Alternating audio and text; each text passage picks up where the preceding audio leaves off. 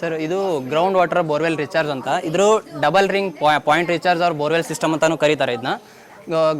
ಇದು borewell system recharge ಯಾಕೆ ಮಾಡಬೇಕು ಅಂದರೆ ನಾವು ಭಾಳ ಈಗೀಗ ಎಲ್ಲ ಕೆಲಸಗಳು ಜಾಸ್ತಿ ಗ್ರೌಂಡ್ ವಾಟರ್ ಮೇಲೇನೋ ಭಾಳ ಡಿಪೆಂಡ್ ಆಗೈತಿ. ಅಗ್ರಿಕಲ್ಚರ್ ಆಯಿತು, ಇಂಡಸ್ಟ್ರಿ ಆಯಿತು, ಡೊಮೆಸ್ಟಿಕ್ ಪರ್ಪಸ್ ಆಯಿತು, ಎಲ್ಲದನ್ನೂ ನಾವು ಜಾಸ್ತಿ ಗ್ರೌಂಡ್ ವಾಟರ್ ಮೇಲೆ ಡಿಪೆಂಡ್ ಆಗೀವಿ. ಸೊ ಗ್ರೌಂಡ್ ವಾಟರ್ ಈಗಿಂದ ದಿನಕ್ಕೆ ಕಮ್ಮಿ ಆಕೆಂತಾನೆ ಬರ್ತೈತಿ. ಸೊ ನಾವು ಅದನ್ನ ರೀಚಾರ್ಜ್ ಮಾಡಿದ್ವಿ ಅಂದರೆ, ಇಲ್ಲಾಂದ್ರೆ ಗ್ರೌಂಡ್ ವಾಟರ್ ಇನ್ಕ್ರೀಸ್ ಮಾಡೋಕೆ ಏನಾದರೂ ಒಂದು ಹೆಲ್ಪ್ ಮಾಡಿದ್ವಿ ಅಂದರೆ ನಮಗೆ ಮುಂದೆ ಹೆಲ್ಪ್ ಆಗುತ್ತೆ. ಸೊ ಅದಕ್ಕಾಗಿ ಈ ಮೆಥಡ್ ಭಾಳ ಇಂಪಾರ್ಟೆಂಟು. ಮತ್ತು ಇದು ಫುಲ್ ಎಫೆಕ್ಟಿವ್ ಅಂತಲೂ ಈಗೀಗೆಲ್ಲ ಗೊತ್ತಾಗೈತೆ ಎಲ್ಲರಿಗೆ. ಆಲ್ಮೋಸ್ಟ್ ಭಾಳ ಜನ ಮಾಡ್ಯಾರ, ಅವರೆಲ್ಲ ಹೇಳಿದ ಪ್ರಕಾರ ಎಫೆಕ್ಟಿವ್ ಆಗಿದೆ ಅಂತಲೂ ಹೇಳಿದ್ದಾರೆ.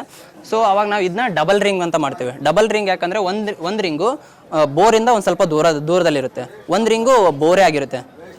ಒಂದು ರಿಂಗಿಗೆ ಏನು ಮಾಡ್ತೀವಿ, ಫುಲ್ಲು ಕಾಂಕ್ರೀಟ್ ಇದರಿಂದ ಕಾಂಕ್ರೀಟ್ ಮಾಡಿರ್ತಾರಲ್ಲ ರಿಂಗು, ಆ ರಿಂಗ್ ಹಾಕ್ತೀವಿ. ಅಪ್ ಟು ಎಷ್ಟು ಅಂದರೆ 12 ಫೀಟ್ವರೆಗೂ ಮಾಡ್ತೀವಿ. ಅದು ರೇಡಿಯಸ್ ಎಷ್ಟಿರುತ್ತೆ ಅಂದರೆ 4 to 5 ಫೀಟ್ ಇರುತ್ತೆ. ಆ ಫೀಟ್ ಅಷ್ಟರೊಳಗೆ ಹಾಕಿ ಅದನ್ನ ರಿಂಗ್ ಮಾಡ್ತೀವಿ. ರಿಂಗ್ ಹಾಕಿದ್ವಿ ಅಂದರೆ ರಿಂಗ್ ಹಾಕಿ ಫಸ್ಟು ಕೆಳಗೆ 1-2 ಫೀಟು ಬೋಲ್ಡರ್ಸ್ ಹಾಕ್ತೀವಿ. ನೆಕ್ಸ್ಟ್ 40 mm ಜಲ್ಲಿ, 20 mm ಜಲ್ಲಿ, ಆ ಥರ ಹಿಂಗೆ ಅಷ್ಟು ಹಾಕಿ ಚಾರ್ಕೋಲ್ ಹಾಕ್ತೀವಿ. ಚಾರ್ಕೋಲ್ ಯಾಕಂದರೆ ಅದು ಚೆನ್ನಾಗಿ ಫಿಲ್ಟರ್ ಮಾಡುತ್ತೆ ವಾಟರ್ನ. ಮತ್ತು ಅದ್ರ ಮೇಲೆ ಒಂದು ಮೆಸ್ ಥರ ಹಾಕಿವಿ. ಮೆಸ್ ಯಾಕೆ ಹಾಕಿವಿ ಅಂದರೆ ಅದು ಡಿಕೆ ಆಗಲ್ಲ, ಮತ್ತು ಅದ್ರ ಮೇಗಿರೋ ಸ್ಯಾಂಡ್ ಇರುತ್ತಲ್ಲ, ಸ್ಯಾಂಡ್ ಕೆಳಗೆ ಬರೋಕ್ಕೆ ಬಿಡಲ್ಲ, ಅದನ್ನಲ್ಲೇ ಹೋಲ್ಡ್ ಮಾಡುತ್ತೆ. ಮತ್ತು ವಾಟರ್ ಒಳಗೆ ಏನಾದರೂ ಸೀಡ್ಸ್ ಏನಾದ್ರು ಇದ್ದರೆ ಅದನ್ನಲ್ಲೇ ಟ್ರ್ಯಾಪ್ ಮಾಡುತ್ತೆ. ಸೊ ಆ ಥರ ಮತ್ತು ಅಲ್ಲಿ ಮೇಲೆ ಸ್ಯಾಂಡನ್ನು ಹಾಕಿವಿ. ಸ್ಯಾಂಡು ಅದು ಮತ್ತು ವಾಟರ್ನ ಮೇಲೆ ಏನಾದರೂ ಕಸ ಇತ್ತು ಅಂದರೆ ಅದೆಲ್ಲ ಅಲ್ಲೇ ಹೀಲ್ಡ್ರಾಗಿ ನಿಂದ್ರಿಸ್ತಿದೆ, ಅಲ್ಲೇ ಹೋಲ್ಡ್ ಮಾಡಿ ನಿಲ್ಲಿಸುತ್ತೆ. ಸೊ ಆಮೇಲೆ ಅದಾದಮೇಲೆ ಅಲ್ಲಿ ಏನಾದರೂ ಎಲ್ಲ ಫೀಲ್ಡ್ ಒಳಗೆ ಏನಿರುತ್ತೆ ಗೊತ್ತಾ, ಎಲ್ಲ ನೀರು ಫಸ್ಟ್ ಆ ರಿಂಗಿಗೆ ಬರೋ ಥರ ಮಾಡಬೇಕು. ರಿಂಗಿಗೆ ಬರೋ ಥರ ಯಾಕೆ ಮಾಡಬೇಕು ಅಂದರೆ, ರಿಂಗಿಗೆ ಆ ನೀರು ಬರಲಿಲ್ಲ ಅಂದರೆ ಸ್ವಲ್ಪ ಅಷ್ಟೇ ನೀರು ಫಿಲ್ಟರ್ ಆಗಿ ಬೋರ್ವೆಲಿ ರೀಚಾರ್ಜ್ ಆಗುತ್ತೆ. ಆದರೆ ಎಲ್ಲ ಫೀಲ್ಡಿಂದ ನೀರು ಬಂತು ಅಂದರೆ ಜಾಸ್ತಿ ನೀರು ಫಿಲ್ಟರ್ ಆಗಿ ಬೋರ್ವೆಲಿಗೆ ಒಳ ಹೋಗುತ್ತೆ. ಸೊ ಆ ಥರ ಎಲ್ಲ ನೀರು ಈ ಫಸ್ಟ್ ರಿಂಗಿಗೆ ಬರೋ ಥರ ಮಾಡ್ತೀವಿ. ಅದೇ ಫಸ್ಟ್ ರಿಂಗಿಗೆ ಬಂದು ಫಸ್ಟ್ ರಿಂಗಿನ ನೆಕ್ಸ್ಟು ಮತ್ತೆ ಸೆಕೆಂಡ್ ರಿಂಗಿಗೆ ಬರ್ತೀವಿ. ಸೆಕೆಂಡ್ ರಿಂಗ್ ಒಳಗೆ ಏನು ಮಾಡ್ತೀವಿ ಅಂದರೆ 12 ಫೀಟ್ ಆಳನ ಕೇಸಿಂಗ್ ಸುತ್ತಲಿಗೂ ಗುಂಡಿ ಮಾಡ್ತೀವಿ ಸರ್. ಆ ಗುಂಡಿ ಮಾಡಿ ಕೆಳಗೆ ಕಾಂಕ್ರೀಟ್ ಮಾಡ್ತೀವಿ. ಕಾಂಕ್ರೀಟ್ ಯಾಕೆ ಮಾಡ್ತೀವಿ ಅಂದರೆ ಅದು ಫಿಲ್ಟರ್ ಆಗಿದ್ದ ನೀರು ಇದು ಕೇಸಿಂಗಿಗೆ ಬರುತ್ತಲ್ಲ, ಕೆಳಗೆ ಹೋಗಬಾರ್ದು, ಬೋರ್ವೆಲ್ ಒಳಗೆ ಡೈರೆಕ್ಟಾಗಿ ರೀಚಾರ್ಜ್ ಆಗಬೇಕು ಅಂತ ಇದು ಮಾಡ್ತೀವಿ ಸರ್. ಆಮೇಲೆ ನೆಕ್ಸ್ಟ್ ಈ ಕೇಸಿಂಗ್ ಪೈಪಿಗೆ 5 to 6 mm ಈ ಥರ ಹೋಲ್ಸ್ ಮಾಡ್ತೀವಿ ಸರ್. ಈ ಥರ ಹೋಲ್ಸ್ ಮಾಡಿದರೆ ಅದು ನೀರು ಒಳಗೆ ಹೋಗುತ್ತಲ್ಲ, ಅದಕ್ಕೆ ಹೋಲ್ಸ್ ಮಾಡ್ತೀವಿ. ಮತ್ತು ಆಮೇಲೆ ಇದಕ್ಕೆ ಪೇಂಟಿಂಗ್ ಮಾಡ್ತೀವಿ, ಯಾಕಂದ್ರೆ ರಸ್ಟ್ ಹಿಡಿಬಾರ್ದು, ಹಾಳಾಗಬಾರ್ದಲ್ಲ ಸರ್ ಕೇಸಿಂಗು, ಅದಕ್ಕೆ ಮಾಡ್ತೀವಿ. ಮತ್ತು ಇದನ್ನ ಮೆಸ್ ಮಾಡ್ತೀವಿ. ಮೆಸ್ ಮಾಡಿದ್ವಿ ಅಂದರೆ ಯಾಕೆ ಮಾಡ್ತೀವಿ ಅಂದರೆ ಸುತ್ತಲಿಗಿರೋ ಮಣ್ಣು ಒಳಗೆ ಹೋಗಬಾರ್ದಲ್ಲ. ಸೊ ಹಂಗಾಗಿ ಅದಕ್ಕೆ ಆ ಥರ ಮೆಸ್ಸಿನ ಮಟೀರಿಯಲ್ ಹಾಕಿ ಮಾಡ್ತೇವೆ. ಅವಾಗ ಎರಡನ್ನೂ ಫಸ್ಟ್ ರಿಂಗ್ ಇರುತ್ತಲ್ಲ ಸರ್, ಅದು ಫಸ್ಟ್ ರಿಂಗು ಇದು ಈ ಥರ ಮಾಡಲ್ ಇದು ಅದೇ ಸೇಮ್ ಇದು ಫಸ್ಟ್ ರಿಂಗು ಇದು ಸೇಮ್. ಈ ಥರ ಎರಡನ್ನೂ ಸರ್ ಕೆಳಗಡೆಯಿಂದ ಪೈಪನ್ನು ಜಾಯಿನ್ ಮಾಡಿರ್ತೀವಿ ಸರ್.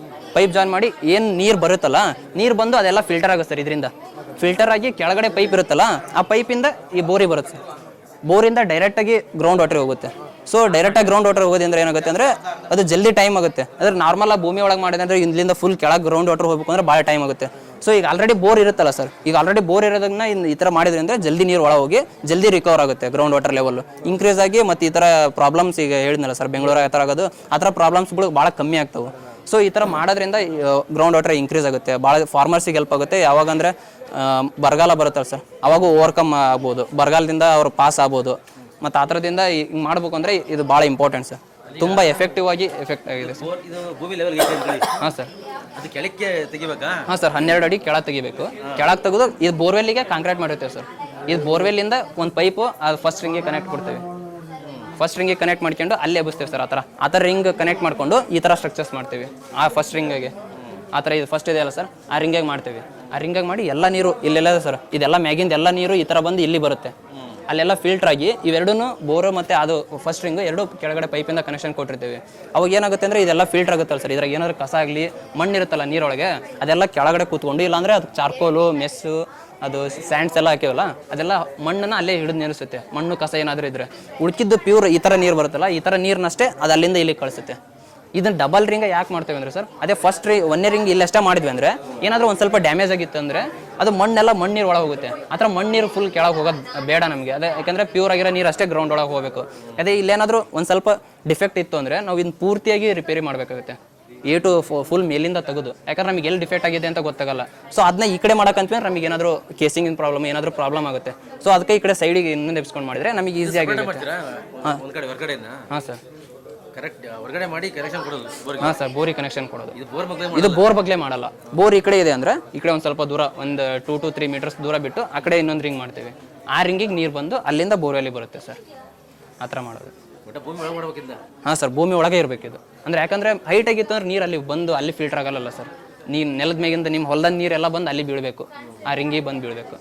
ಸೊ ಆ ರಿಂಗಿಗೆ ಬಂದುಬಿತ್ತು ಅಂದರೆ ಅಷ್ಟೇ ಫಿಲ್ಟರ್ ಆಗುತ್ತೆ, ಇಲ್ಲಾಂದರೆ ಹರಿದಂಗೆ ಸುಮ್ಮನೆ ಹೋಗ್ಬಿಡುತ್ತಲ್ಲ ಸರ್. ಖರ್ಚು ಎಷ್ಟು ಬರುತ್ತೆ ಮಾಡೋಕ್ಕೆ?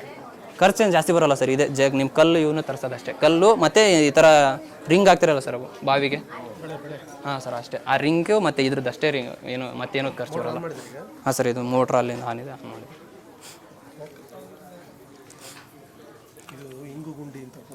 ಹಾಂ ಸರ್, ಇಂಗು ಗುಂಡಿ.